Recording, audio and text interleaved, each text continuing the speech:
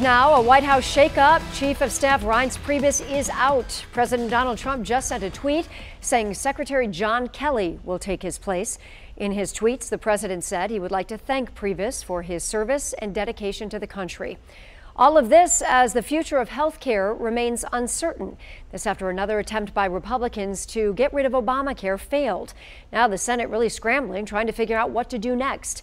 But we want to hear from you about all this. What should Congress do with the Affordable Care Act? Do you think they should fix the Affordable Care Plan, start from scratch, or do you think they should leave it alone? Go to WXYZ.com/vote right now. We're going to give you real-time results in the next few minutes. You see them happening live right there at the bottom of your screen. But before we give you the final results, Janae Norman gives us a closer look at the chaos on Capitol Hill. A humbling realization for Republicans. I think that we have to work in a bipartisan capacity. And finger-pointing from President Trump, who doesn't have a single major legislative victory. They should have approved health care last night, but you can't have everything. Boy, oh boy. They've been working on that one for 7 years. Can you believe that? Through the echoes of protesters who flooded the Capitol late Thursday. We will not give up! Republicans coming up one vote short after Senator John McCain returned after being diagnosed with brain cancer to cast the deciding vote to kill the bill, leaving their latest attempt to repeal and replace Obamacare dead on the Senate floor after 7 years of promises and months of planning. That has been the fundamental commitment of Republicans in the House, Republicans in the Senate, and the President. So now it's back to the drawing board, this time with more lawmakers open to the possibility of working across the aisle. I think at the very beginning, we should stabilize the system. Then we should sit down and trade ideas.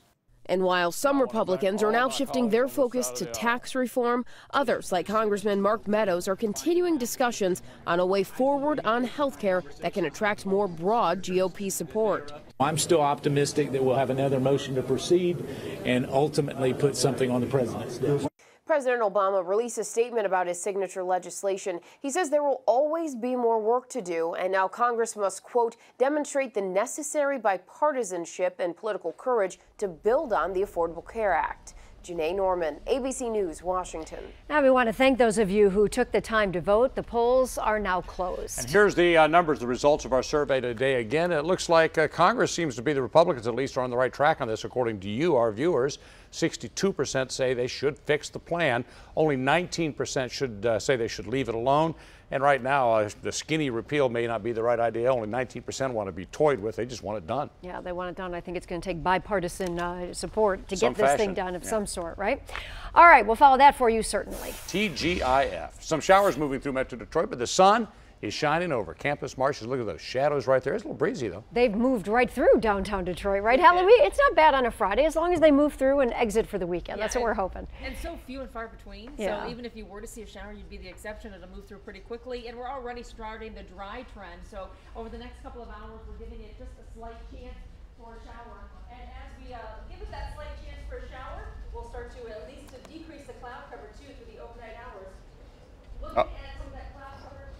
We're going to interrupt you there, Hallie. We're having a little microphone problem with you there, but you're looking great. We'll get that fixed. Just as the weekends are also.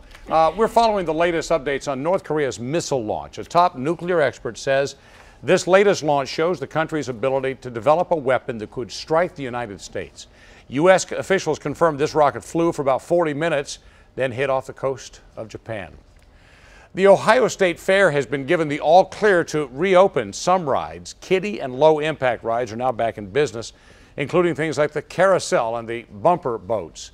Governor John Kasich ordered the closure of all carnival rides after the chairs of a ride broke off and sent these people flying Wednesday night. That accident killed this 18-year-old and hurt 7 others.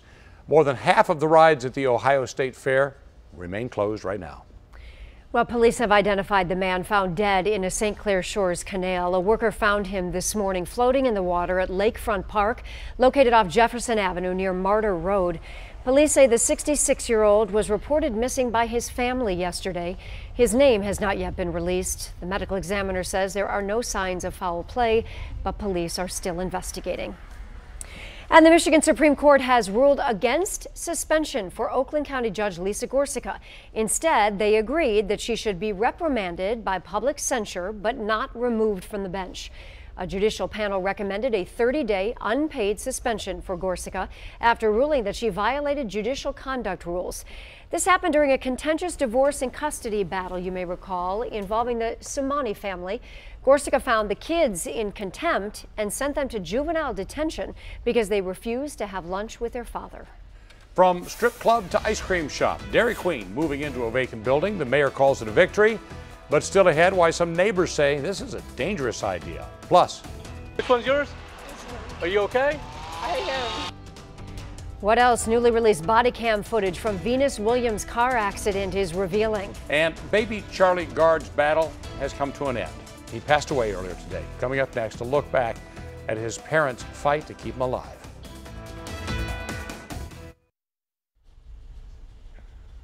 Baby Charlie Gard's fight against a rare genetic disorder has come to an end. Sweet little boy died today in a British hospice just shy of his first birthday. ABC's Brian Clark tells us about this final step in his family's desperate fight to keep him alive. The long, tragic battle of a critically ill British baby has come to an end. Baby Charlie Gard has died in a hospice just shy of celebrating his first birthday. Thursday, a British judge ordered that Charlie be taken to a hospice to have his ventilator removed. Charlie suffered from a rare disease with no cure. He had brain damage and was unable to breathe or move his limbs unaided. His parents had petitioned the judge to allow Charlie to travel to the U.S. for experimental treatment.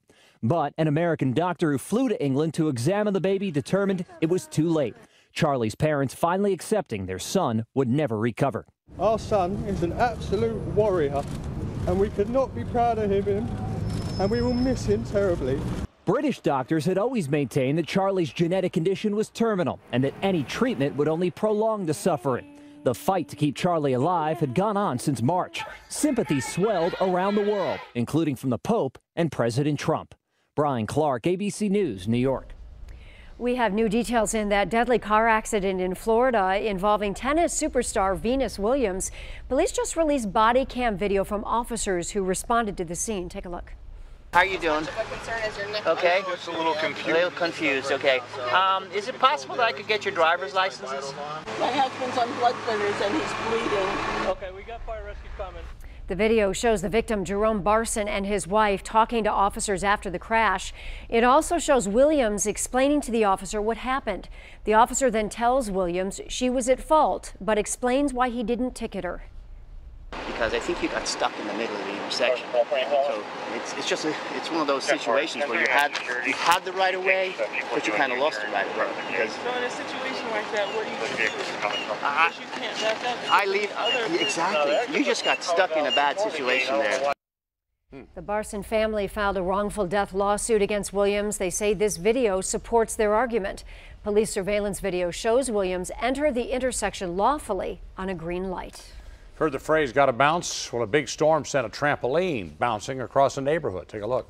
Holy no, it would have hit our car. It did! Oh my God! Yep, this video out of Oklahoma City. The storm uprooted a trampoline in the family's backyard. You saw it just become a big sail tumbling down the flooded streets, eventually crashing into a car. Good news, nobody was hurt by this wayward trampoline. Wow, thank goodness for that, huh? Yes.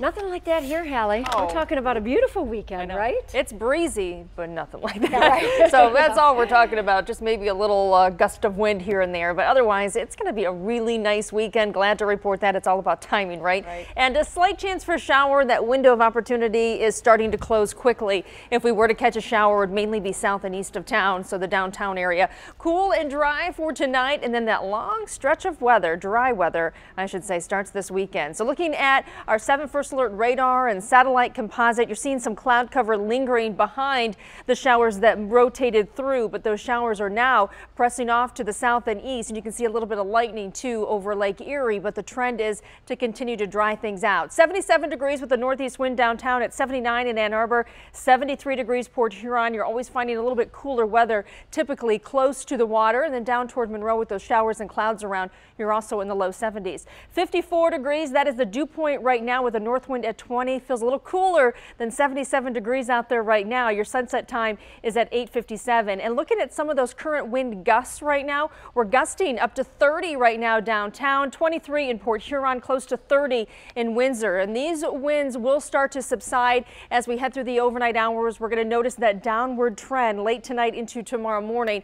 It's still a little breezy tomorrow, but shouldn't see gusts as high. High pressure is really going to move over the Great Lakes as it moves right over lower Michigan. It'll influence our weather for the weekend, bringing us the dry weather that we're all going to love as we go through our skyline here through the evening. Overnight hours, you can see how quiet things really are it's going to be, I should say. And then the morning, beautiful sunrise with some sunshine. And tomorrow just looks fantastic. Not only dry, but we'll catch a lot of sunshine too. Temperatures tonight, a little cool, mostly clear, and temperatures a little below average in the upper 50s. So if you like the cooler weather, maybe this is the night you open up the windows, open up the house and give the AC a rest. 81 degrees tomorrow, low humidity, sunshine. Yeah, it's going to be a bit breezy at times. And then we jump those temperatures back into the mid 80s on Sunday. Dry stretch of weather all the way into Tuesday. Did add a chance for a shower or storm on Wednesday and then kept it in the forecast for Thursday. And you can see what follows too, a little bit cooler weather on the backside of that front.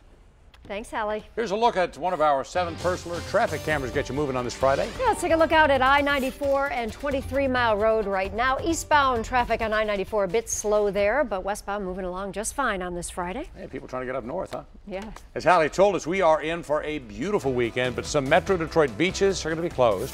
Still to come which one, so you can plan ahead. Plus, an investigation into Ford fumes. Wells Fargo apologizing, and a new soda tax. All the details up next in my Don't Waste Your Money Consumer Alert. Coming up, all new at 6.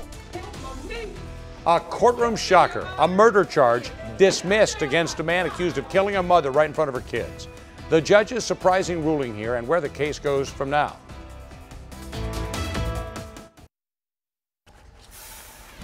The National Highway Traffic Safety Administration expanding its investigation of Ford Explorers. Yeah, now the Austin, Texas Police Department has pulled hundreds of the cruisers off the street. The agency has received hundreds of complaints about the smell of exhaust and fears of carbon monoxide exposure in the SUVs. This investigation now covers more than 1.3 million vehicles. It involves the 2011 through 2017 model years. Austin police say carbon monoxide alarms went off in 60 of their Explorers, and that 20 officers had measurable carbon monoxide in their systems. Ford says it's cooperating with the investigation. Wells Fargo Bank is apologizing for charging hundreds of thousands of customers for car insurance they didn't need. An internal review by the bank found that as many as 570,000 customers were charged, and that about 20,000 people may have lost their vehicles because of the unnecessary costs. Wells Fargo promised to pay $140 to each of the 570,000 customers impacted in refund checks and account adjustments to customers. Those customers will start getting those refund checks next month. And a controversial move will make pop more expensive for some drinkers. Keep this in mind if you're heading to Chicago. Today, a judge in Cook County, Illinois, gave the okay for a tax on pop. The tax will apply to all sugary and artificially sweetened drinks sold in a bottle. Shoppers will have to pay an extra penny per ounce for the sugary drinks. It's not clear when that tax will take effect. It's always something. They just want to protect us from ourselves, don't they? Pop, soda, what do you call it? Right? I don't know what they call it in Chicago. I was wondering about that myself. Interesting. All right. All right. Much more still ahead. All new at 5:30. From strip club to ice cream shop, Dairy Queen will soon be calling this vacant building home. Tonight, why some neighbors say that's a dangerous idea. And your cell phone could be making you sick. How excessive use could affect your mental health.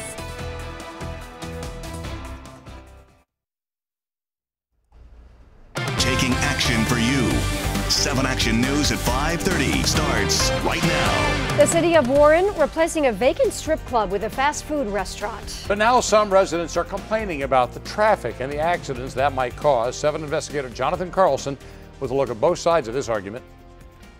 This old strip club off Mound Road here has been abandoned for some time. Something new is coming in, but not everybody is in agreement. At Martin and Mound sits a vacant site that used to be home to John John's Go-Go, a gentleman's club. A years-long municipal battle ended this month when it was announced the building would be turned into a DQ Grill and Chill, otherwise known as Dairy Queen.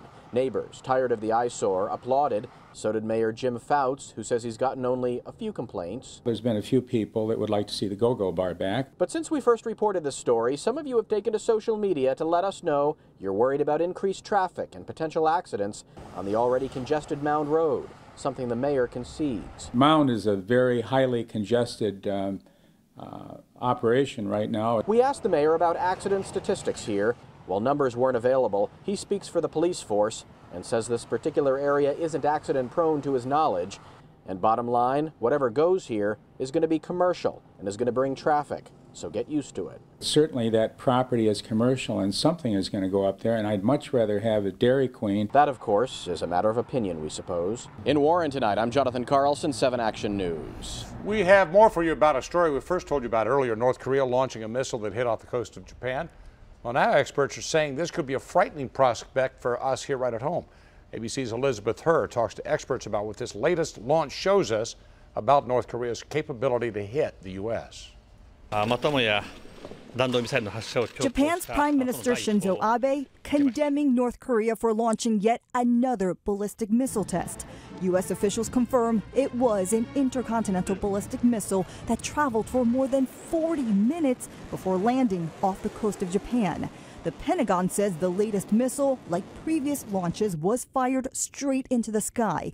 But a top nuclear weapons expert says the flight time would allow the North Koreans to strike inside the U.S. mainland. This pretty much is a clear demonstration of their ability to hit Seattle, Los Angeles, probably even the East Coast. That chilling news comes just weeks after North Korea celebrated its first successful ICBM launch on July 4th.